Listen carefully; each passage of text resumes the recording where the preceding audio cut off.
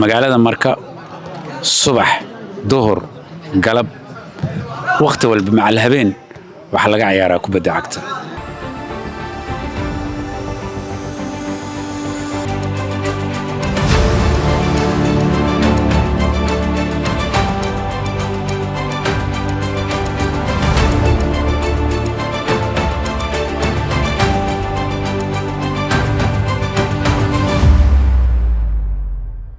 Marko waa magaalo sports. Hadda waxaan joognaa garoonka Howlwadaag ee magaalada Marko. Soo dhawow marka hore ku bilaabo magacaaga. Xuseen Muxudiin Xuseen. oo ku magac dheer Diyeeshe. Diyeeshe waxaan rabaa inaad warbixin naga siisid magaalada Marka iyo sportska maxaa ka dhaxeeya. Magaalada Marka waa lagu yaqaanaa sportska. Soomaaliya waxay ku naanaysaan Brazilsha Soomaaliya. Marka waa sport meesha loogu imaado ehelka sportiga meesha loogu imaado halkan waa. magaalada Marka ma jira dad caan ah oo magaalada Marka soo maray oo kubadda iyo lagu yaqaan.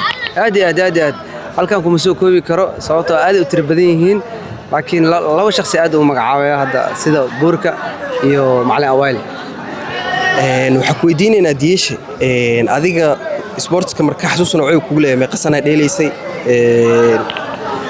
aniga ilaa 25 years waa ciyaaro kubadda ilaa heer Serie A waa soo ciyaaray Elman ilaa heer gobol degmo ilaa hadda Serie A waa ku dhex jira ciyaarihii position ka ciyaar Diyeeshe aad u masantahay shukran magacaygu waa Cabdifataax Sheekh Cabdisamed Sheekh Maxamed. Cabdifataax waxaan rabaa inaan ku weydiiyo Marka sportskeeda goorma soo bilowday.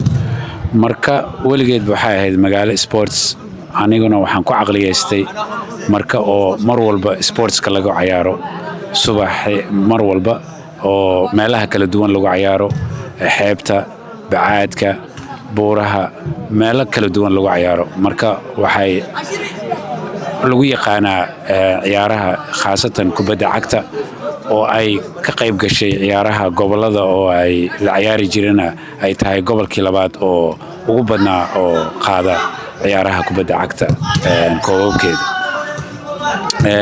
magaalada Marka subax duhur galab waqti walba macal habeen waxa laga ciyaaraa kubadda cagta. aad baana loogu xiiseeyaa waana magaalo aad iyo aad ugu caan baxday sportska. magaalada Marka odayaasheeda dhalinyaradeeda iyo carruurteeda inta waxay ciyaaraan sportska. gadaashiidana waxa ku ciyaaraya la jamiinta xaafadda.